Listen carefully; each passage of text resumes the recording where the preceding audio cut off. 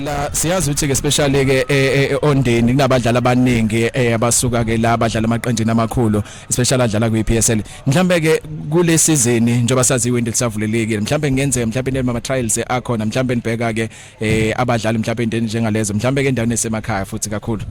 Into enhle ke iReal AM iyaza kulama tournaments enijwayele ukwenza la uLondi because sina relationship sinama supporters ala uLondi asupporters iReal AM so ayasitshene mengabe kukhona abadlalayo I think njengamanje sinabadlali abawu2 abavela la uLondi and ngicabanga ukuthi mengabe likhona italent la uLondi siyangintshontsha ngespeed.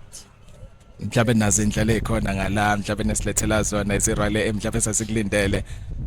I think engase nikulindele ukuthi njalo mengabe siza la kunama competition fanele nazi ukuthi hleze kukhona iscout saka Real AM mebedlala abadlale ngokuyimisela.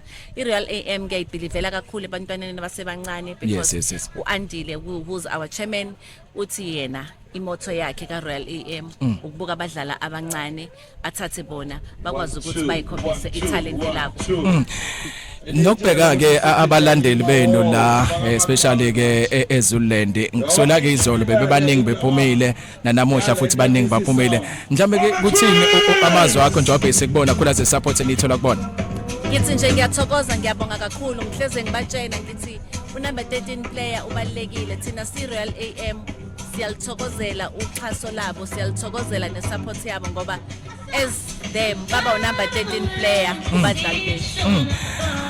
Ngizwa kahle ke sikunyanga le kaJuly especially inyanga ke yabantu besilisa sesiphetha nje mhlambe ke athina amazwi akho abhese kubantu besilisa njengoba kuyinyanga kaJuly.